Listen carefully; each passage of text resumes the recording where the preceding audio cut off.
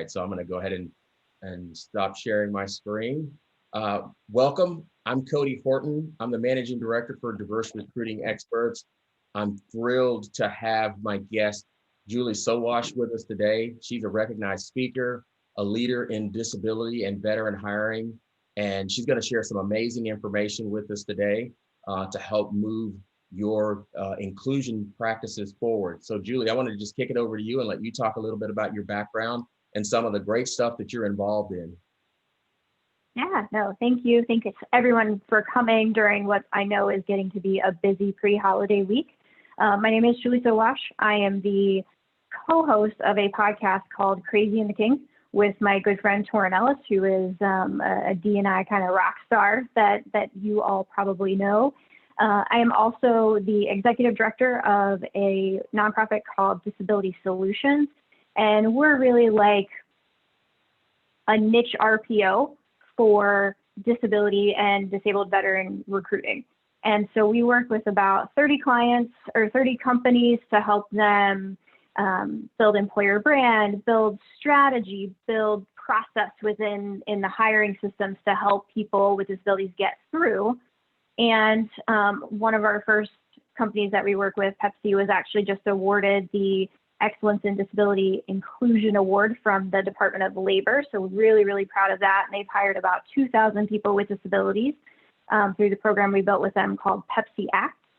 And I also, two other things I don't even think I put on my new bio, I also lead our diversity, equity, inclusion, and belonging work for our parent company, which is a large nonprofit based out of New York and Connecticut.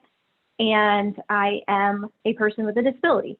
I have lived with mental illness, multiple mental illnesses, since kind of first diagnosis was late teens, early 20s. Really finally got that right and got stable in my early 30s.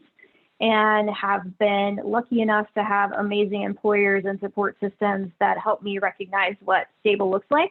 And now I get to pay that forward by working with really fantastic companies and people around the world to help them understand how to integrate talent with people with disabilities into their workforce. Well, it's amazing to have you here. I really appreciate your authenticity and just sharing that with us. I think your message and what you're going to share with us is going to help a lot of people take that step to really do some things that really are where they're contributing, and it may be something that helps them personally. You know, this community is a community that you can enter at any point in your life, and with so much happening this year, I'm glad to see that companies are really refocusing their concentration on creating that inclusive workforce. A lot of energy in the race, gender, orientation. One of the areas that I think companies are lacking in and need more guidance in is the area of disability. And you've talked about the intersectionality of people with disabilities and other areas.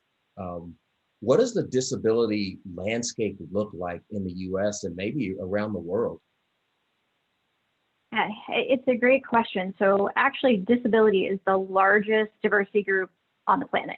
And it's also the largest diversity group in the United States. About 61 million Americans have a disability. That number is actually larger because we have people who don't yet recognize themselves as people with disabilities. And the really, I think, powerful thing that I have been focused on for the last year to year and a half are the intersections within disability, right? So we know that as a white woman with a disability, my journey is a lot different than a Black woman with a physical disability. And so African Americans, Hispanic Americans, Native Americans all have slightly higher incidences of disability, and they also have disproportionate access to healthcare, especially around mental health. Women are more likely to have a disability than a man. And by the time women are 50, about half of us will have a diagnosed disability A lot of those will be mental health related.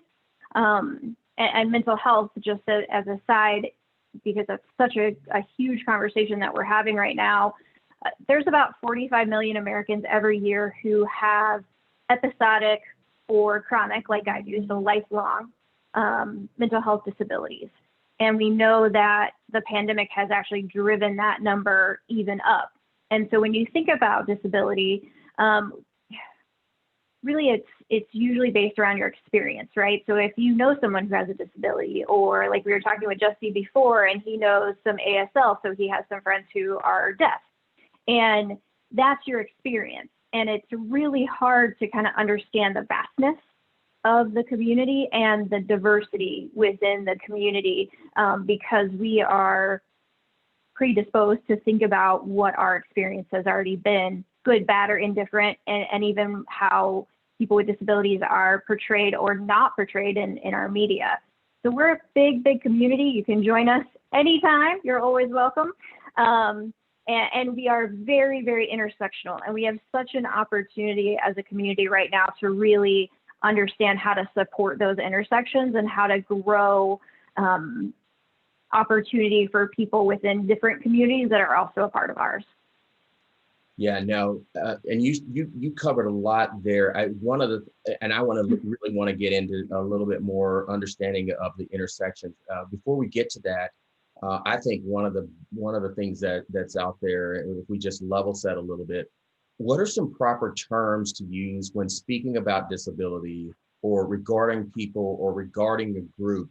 A lot of people are really uneducated, uninformed on how to go about that. What kind of things should people consider from that perspective? So that is such a great question. And this is something, again, that is really evolving and changing. You're seeing since 2016, sort of a different sort of pride rise up within the disability community, a lot more disclosure, a lot more ownership of our disabilities and our identities. And so best practice, hands down, is two things. If you don't know, say a person with a disability, it's called person first language. That makes you recognize the humanity, which is a lot of times lost in conversations about people with disabilities where they're seen as less than fully human or less deserving of a full human experience. So person with disability, individual with disability.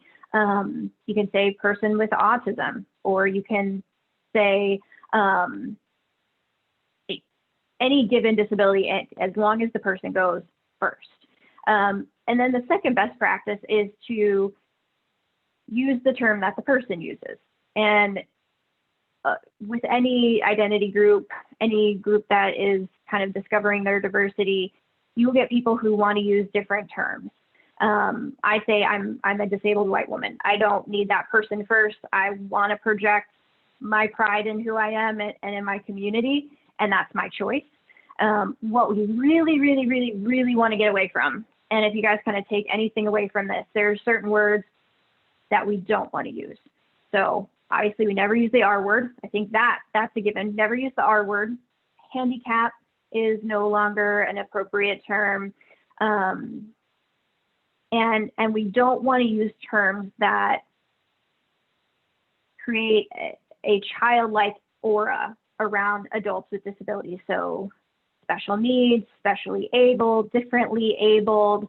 Those terms, which were really, really common and actually still are, have fallen out of favor because, again, they take an adult with a disability and put us in childlike terms. And again, that really lowers the standard of what a person with a disability can do and kind of what their expectations are of our community. So person first, person with a disability, or whatever term the person uses to talk about themselves as a part of our community. And then when you're just saying us as a whole, right? The disabled community, that's it. I call it the disability talent pool. Really just anything that includes disability is fine, and we just want to avoid those older, less meaningful words now. Yeah, no, that's I think that's really, really helpful. It certainly helps me, and I know it's going to help our audience. So let's talk about some of this complexity around better understanding the intersections with disability, right? How can supporting disability translate into support for racial and gender inequalities and all the other areas where there's a lot of focus on both diversity and inclusion? Yeah, no, that's a great question. And I talk to a lot of employee resource group leaders, a lot of disability leaders, and especially on the corporate side, we feel like we're just really starting to get that great foothold in diversity and inclusion conversations. And rightly so, we have had corporations and our focus as diversity experts turn to racial justice and racial equity. And some frustration would come out of my community saying like, oh man, we definitely want to focus on how to help with racial justice, but we don't want to lose the momentum that we have. And I always tell them, you have the biggest opportunity right now to make a stand and a statement with this community by supporting African Americans or Black Americans with disabilities, because we know that they are more impacted than people without disabilities, right? And it's not just in employment. People with mental illness are the most likely to be killed or injured by a police officer. And we know the majority of those with mental illness are male and Black. So how can we focus on mental health treatment, mental health disparities to support this community? And we're lifting up people in our community that need the support more than ever. And so when we think about it from an employment perspective, with any diversity group that you have, so if we stick with my example from earlier, so Black women with physical disabilities have the largest pay gap and the largest unemployment rate in the country. And any diversity group or any person with a disability is likely to make about 37 cents less on the dollar than their able-bodied peer. So a white woman with a disability will make about 37 cents less than her white able-bodied peer, and down the funnel. And that's where we see, and I see our opportunity to be supporting our Black ERGs, Hispanic ERGs, Latino ERGs, employee resource groups, and hiring initiatives by educating and providing talent that fits into those categories, but also has a disability. And that way we're lifting up both communities at the same time, and we're hitting the ones that have the biggest opportunity to be lifted up. Yeah, no, that is really, really insightful. If you kind of looked at what are the biggest barriers to employment for a person with disability? So I would say that there are three big barriers. The first one is the fear and stigma that's still associated with disability. And when I say fear and stigma, I mean two different things. When I say fear, I really mean fear of doing it wrong.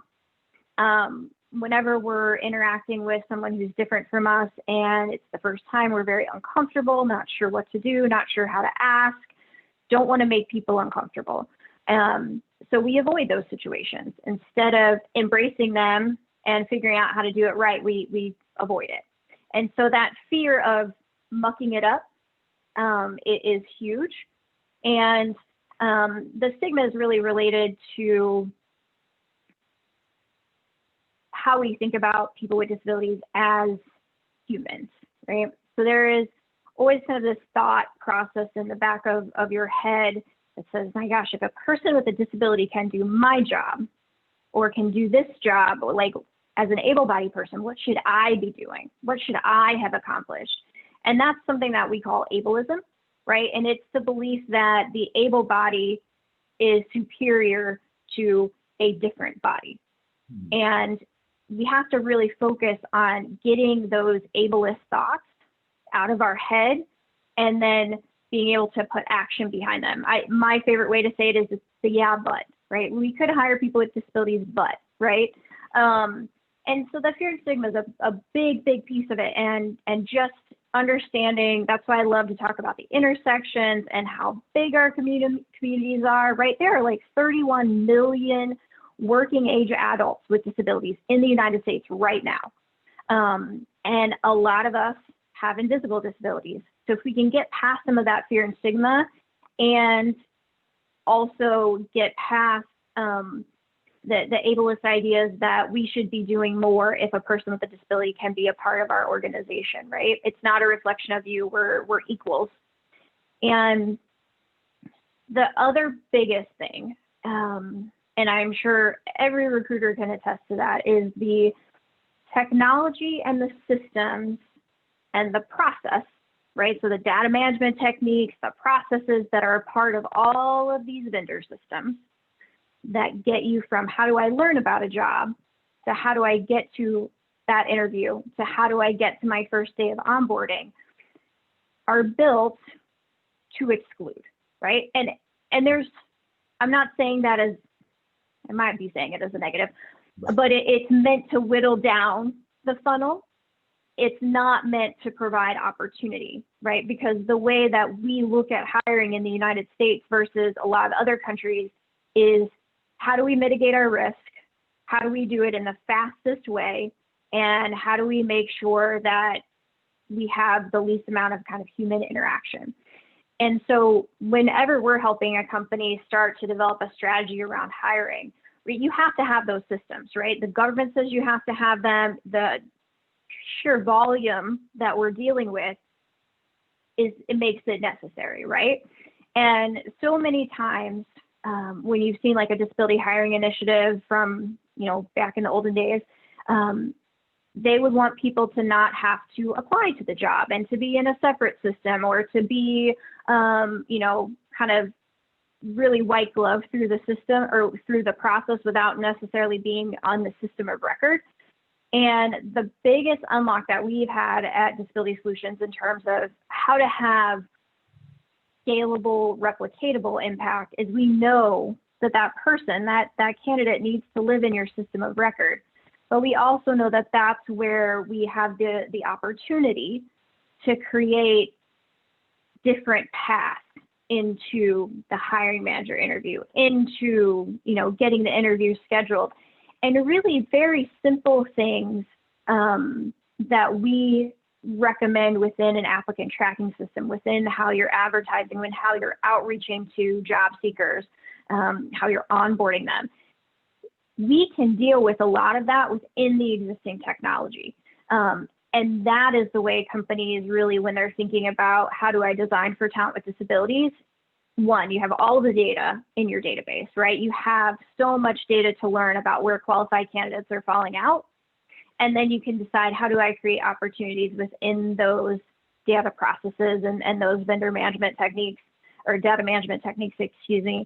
And that really, really makes the biggest difference. The most common accommodation that we help companies provide as Disability Solutions is when we create more accessible, more inclusive talent funnels. And we make sure that people with disabilities have the opportunity to get in front of a hiring manager who has been trained and who understands that by saying hiring the most qualified person, that doesn't mean that you're not considering a person with a disability, right? People with disabilities are just as qualified, just as available, but they're not getting through to that interview stage. And once we can get them through to that interview stage and get a hiring manager ready to be inclusive, that takes care of so much. And really, kind of the last thing is that hiring manager piece or the recruiter interview. People, again, they're very uncomfortable, but they also, again, as a way that we've managed risk as organizations, we have, the behavior guides, the STAR-based behavior interviews. We have very kind of strict parameters a lot of times in which we can interview or what our expectations are. And the reality is that most people, including people with disabilities, don't necessarily shine in STAR-based behavior sitting down and talking. Some of us are very visual learners. We learn by doing, we learn by seeing, not necessarily just talking through it. And that is a way that hiring managers, recruiters, sourcers can start to engage people and understand that the different ways that people learn also create additional opportunity to find out someone's skill and their value based on changing up the way that we interview and engage them.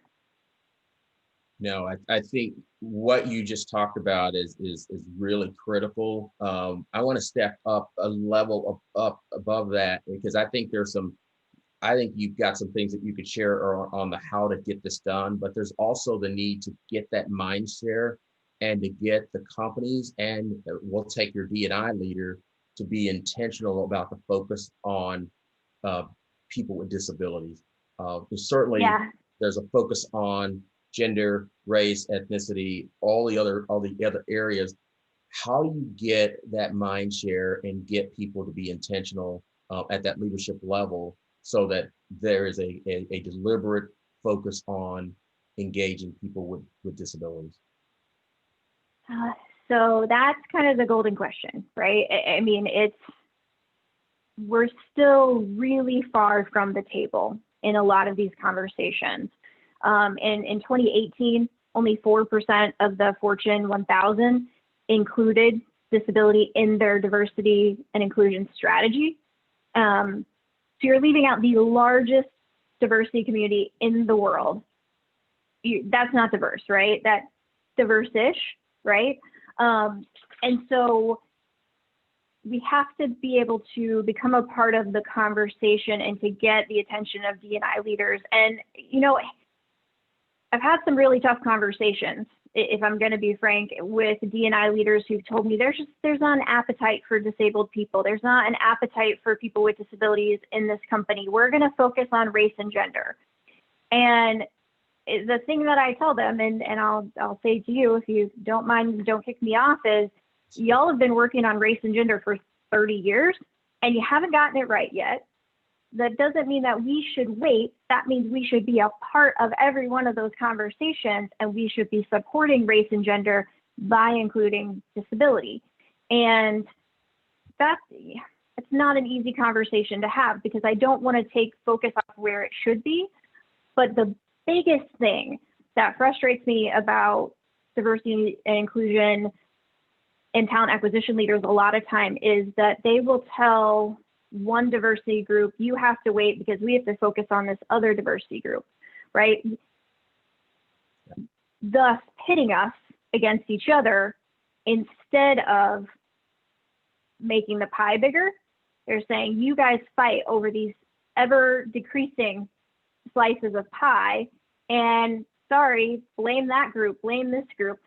And that is a huge failure. That is a huge failure in D&I, and it's a huge failure that disability, I think, is uniquely situated to be able to push back on and to be able to say, no, you're better with all of us at the table. We're all better with all of us at the table. How do we support and have those conversations instead of kind of that diversionary tactic of, sorry, you got to wait.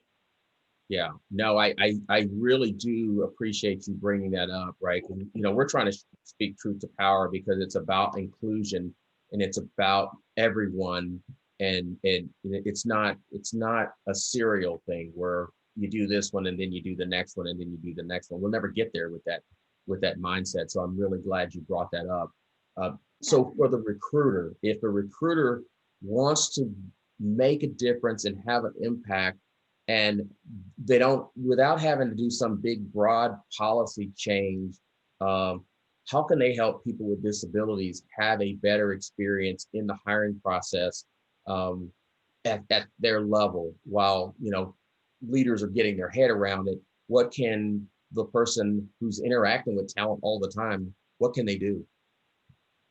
Yeah, I mean, there are actually a lot of things that the individual recruiter can do to help bring people into the pipeline, to help them have a better experience. And the first one is, I would say, if you're a recruiter that works directly with community-based organizations, like disabled veterans groups, wounded warriors groups, a Goodwill or an Easter Seals. One is to kind of understand what kind of talent are in those funnels, right? You may not get all of your accountants from Wounded Warriors and Goodwill, but you might get one accountant from there. And so as you're thinking about how to grow the pool itself, spreading out how you're advertising, how you're doing your outreach is a first critical piece, right? If we don't know about the job, we can't apply to the job. And the second thing that's really important about those community-based partners for all of us to understand is that they're social workers by nature, right? They're thinking, how do I get Julie a job? Not how do I change the world, for people with disabilities. They're focused on changing Julie's life.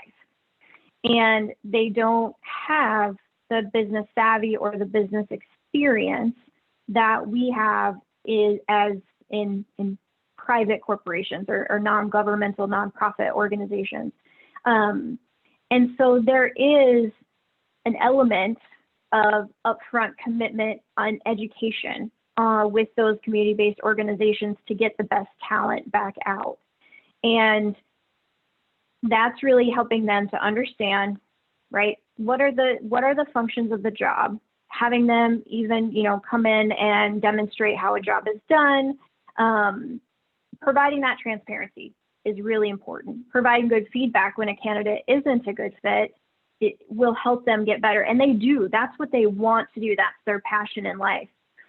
And the other thing, then obviously we kind of come full circle for recruiters in terms of process, is you can help those organizations also understand what applying is like, right? So when I sit down with community-based organizations at Disability Solutions, we have about 7,000 contacts in the disability and veterans communities that we work with to help source talent out of. And they don't have any education or experience on assessments, on, interview limits, what really basic quals mean. And they end up pushing people out of contention inadvertently. So the more that you guys can open up and educate community-based organizations about your process, the better people will do, and the more qualified talent you'll get out on the other side. And then when we think about interviewing, right? I mean, I guess if we get to if a recruiter is in person, which isn't really happening right now, or over the phone, in person, there are things that you can do to help set sort of a universally accessible interview space. And it is actually very small things that you can do that will help most people with disabilities. One of mine, for example, is not having my back to a door, not being in a windowless room. Those are really hard for me. You're not going to get the best out of me if that's the situation. So if you think about the space, it's open, but still surrounded, right? Windows are good and helpful. And then close to an entryway.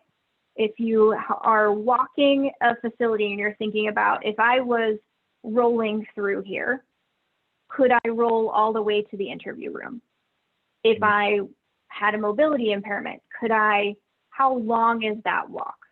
And so if you can have interviews that are closer to an entrance, that's always great and helpful. And the other thing is that people do, kind of going back to that best practice, people learn in different ways. And so people may want to do a tour of the facility and see people in action, and that will help them to better ingest and then be able to talk about how they can do that job or how they've been able to do that job. Yeah, no, I think or demonstrating. Well, I Go ahead. think what you're sharing is pretty amazing. Someone asked me about just making interviews more universally accessible, and you're touching on that. How do you make sure that there are best practices to make those interviews more universally accessible by everyone? Yeah, I mean, you can certainly kind of, what I do when we're working with a company is we go through the process, right? Pretend like I am a candidate coming into this organization for that interview. And you'll quickly see, once you become cognizant of it, oh, there's no curb cut out here. At this entrance, everyone comes in this entrance usually, but if we schedule our interviews to come in this entrance, then it will be accessible. And just thinking about the space and the way that you also engage with people, right? So if a person is a visual learner, if a person is a demonstrating learner, that will get people more comfortable, and you'll see what they're able to do. The other thing is to be a little patient. There's nothing wrong with a little bit of silence during an interview. As Americans, we're very trained to talk all the time, right? To fill that silence. And when a person who has a cognitive disability or even mental health disabilities like mine, that silence is golden, because that allows us to finish the cognition process and then provide an answer. But sometimes if a person has a cognitive disabilities and they're taking that moment to do their processing, and you ask the question again, or you say something, that restarts the process. And it drives anxiety, it drives frustration on both sides. So just embrace that silence as people are moving through the interview, and remember how important it is, right? You guys do so much important work and amazing work to get people into jobs where they can be productive, where they can take care of their families, where they can grow. Just taking that extra 5 or 6 minutes in that interview can be a complete game changer for people with cognitive disabilities and mental health disabilities. Yeah, no, that's really helpful. I see that we have a question in the Q&A, so I'm gonna look at get this question. So it says, I have a story that reasonable accommodation is another so-called barrier to entry, i.e., oh great, now I have to go find specialized equipment, stations, etc. How do you suggest we dismantle that negative connotation? That's a really, really great question. One thing that corporate America does very frequently is create the talent with the disability coming in almost an adversarial way, right? So when we're thinking about reducing risk, when we're thinking about all of these kind of how do we get someone to work, we have to humanize that process, right? We have to humanize the way that we think about people. When you're getting someone set up to onboard, to doing that first day of job, you go through a checklist. And switching our cultural mindset to a reasonable accommodation is just another one of those onboarding pieces that every one of us should be going through every single time, will go a long way in changing it, because again, we normalize it as a part of our process. We don't, it's not an additional headache or an additional thing that we have to do. And so that's kind of the first thing that you can do. And as little as that seems, if you've got a new recruiter or a new hiring manager that's coming in and they go, oh, okay, reasonable accommodations, it's already on the list. Okay, I know how to do that. That makes a lot of difference. And if you have a strong accommodation system within your organization, making sure, and I, however you guys can impact that managers are always aware of how to request an accommodation or how to support a new employee with an accommodation, because it's amazing to me, like I would say 95%, maybe more % of the time I go in and I talk to hiring managers or corporate leaders, I say, okay, well, tell me about your accommodations process. And they're like, oh, I think we have one. And because it's so stuck kind of over in legal and risk management, it isn't something that's trained on for managers and recruiters and that kind of thing. And so I think that just sort of normalization goes a long, long way.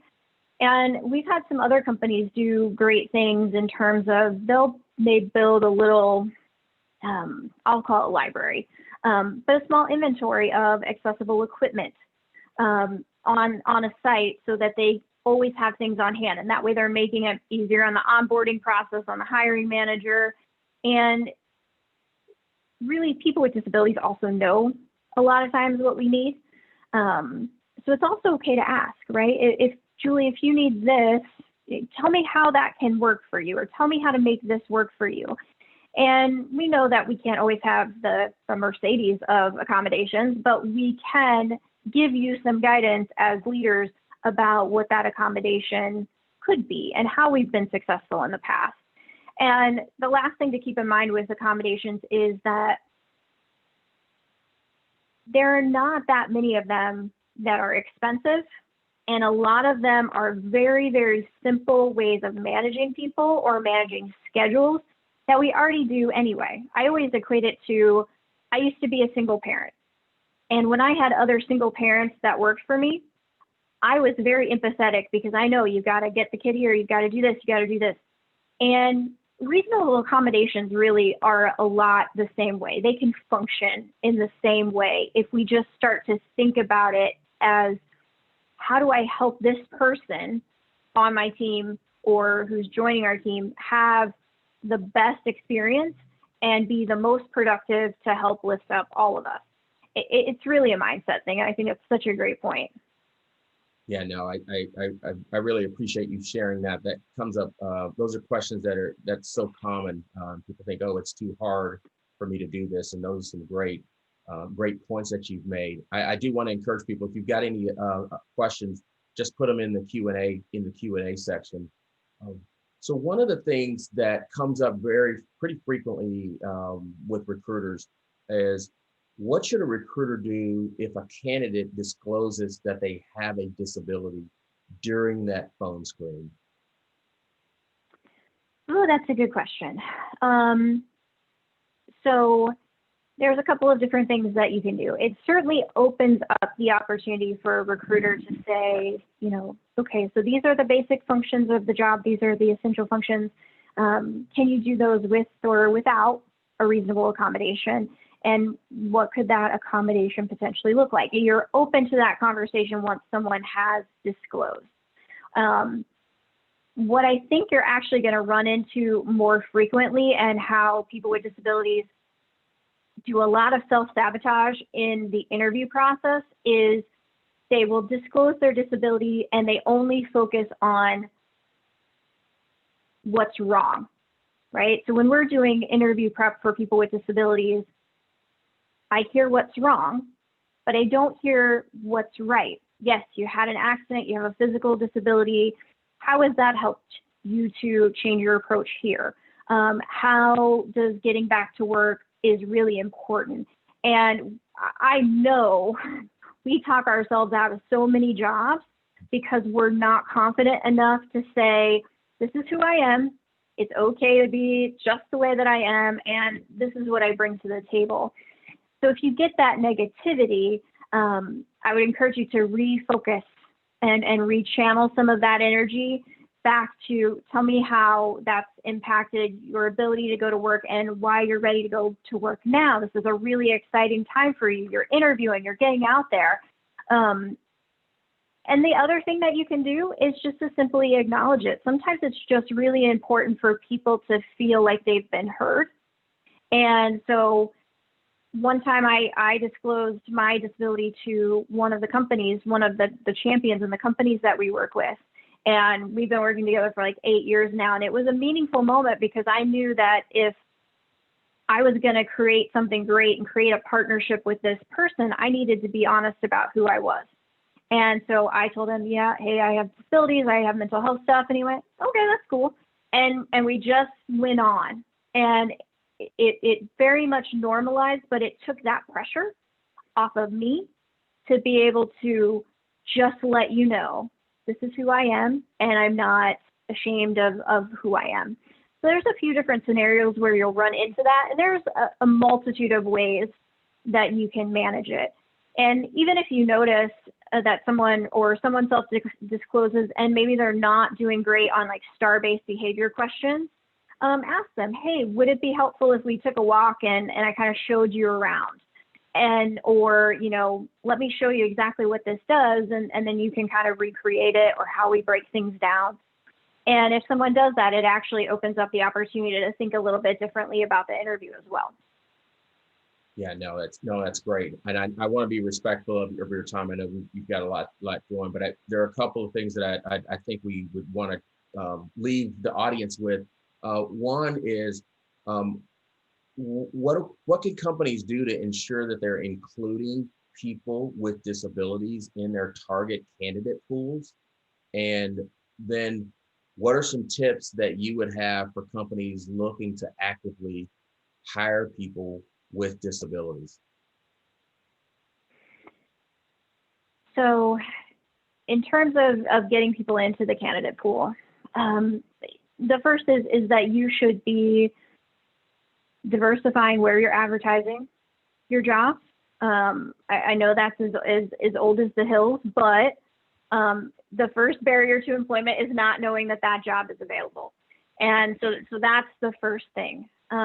The second thing that we encourage companies to do is, once you're starting to build that pool and you're starting to build potentially employer brand language that's focused at our talent committee, or our talent community, is to continuously re-engage, just like you do any other diverse community, in your talent pools, in your recruitment marketing, and focus on what are some of the hidden gems that would be beneficial for people with disabilities who are coming to work for you. Is it the option to work remotely?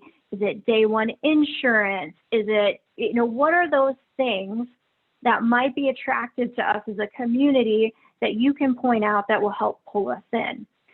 And the third thing, in terms of growing the pool, it really is critical that we are not just a risk activity and we're not just a marketing activity. So don't try to BS it. We're a community that is so used to being told, like, oh, we want to hire you, and then run away.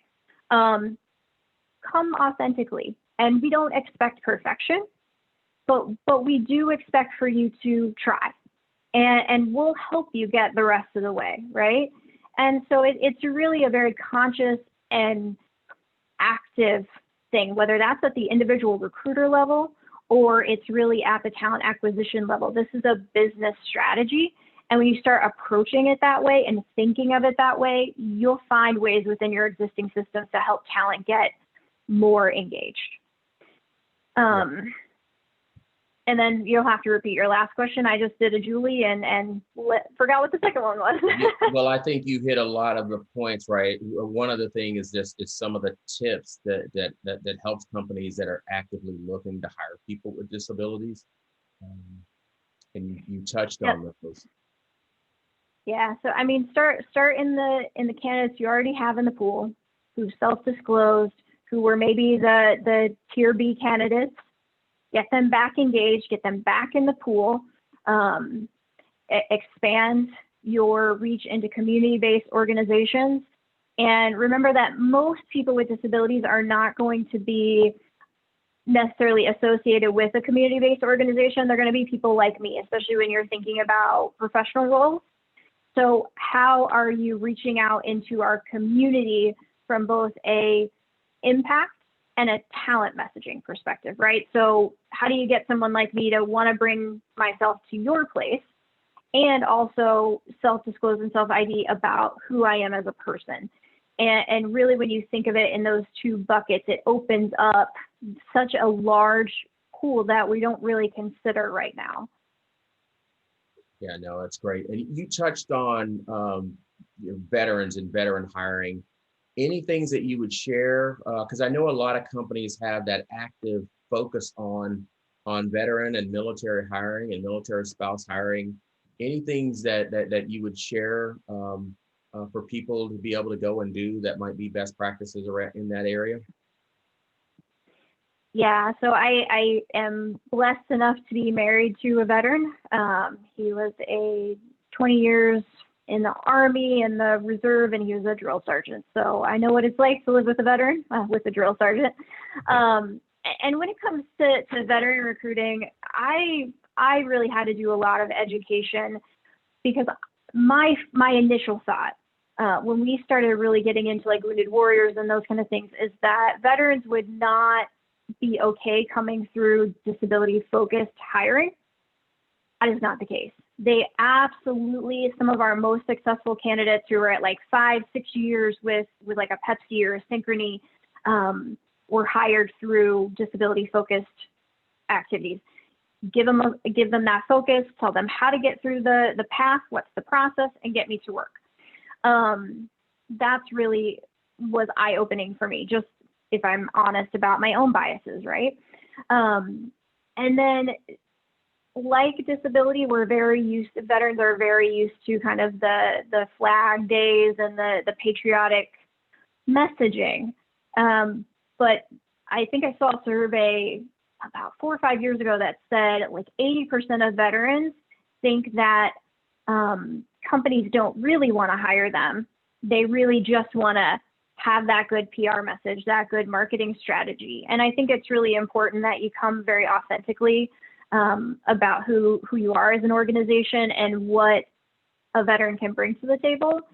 And again, we're kind of going back to a really basic thing that I never understood until I was married to a veteran is my brother was an 11 Bravo in the Army, and my husband was an 11 Bravo in the Army. And my husband was a drill sergeant. My brother was a parachute. He was airborne, and then he went on to Farsi school, and he was in intelligence. But he still had the same military occupation code as my drill sergeant husband.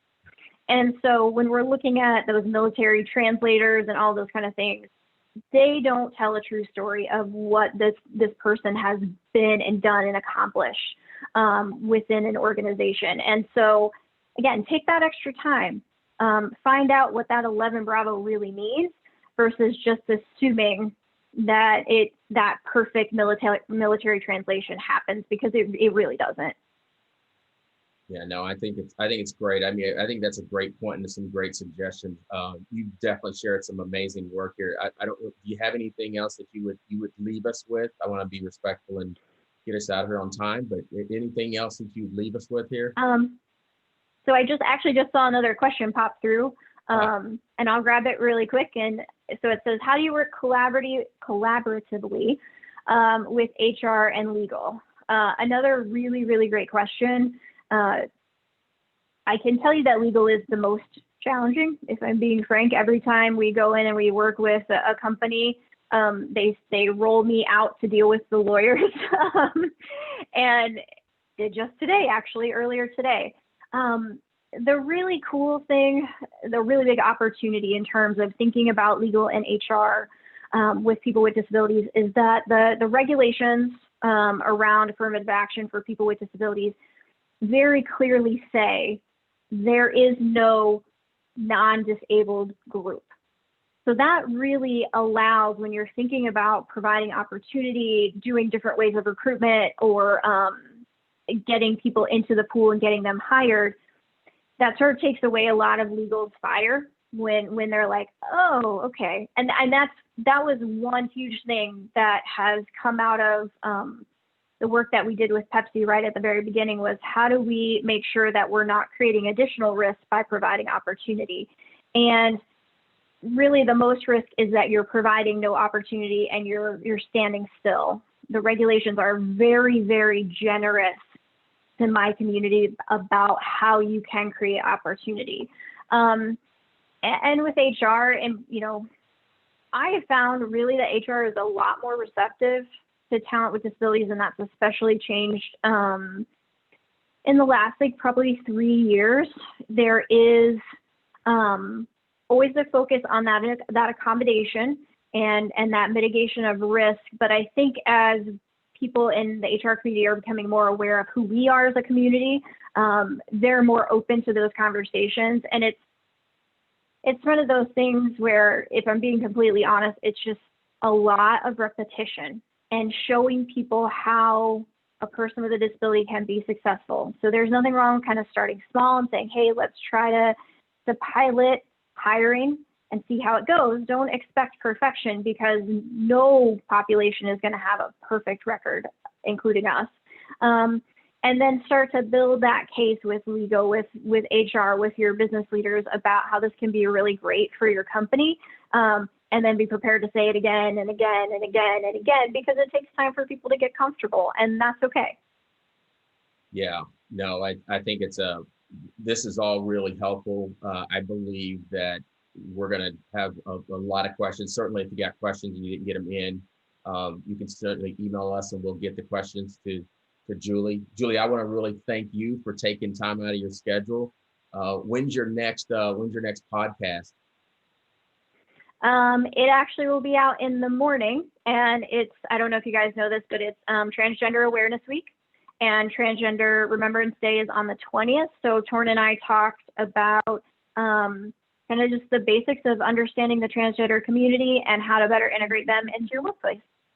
Awesome. Well, we'll try to make sure that we can see that, and if you get a chance to register for that, definitely do that. Julie, I want to thank you. I really appreciate it. I want to thank everybody for joining us today, and take care, and hope you have a great holiday. Thank you, everyone. Thanks, Cody. Right. Take care. Bye-bye. Bye.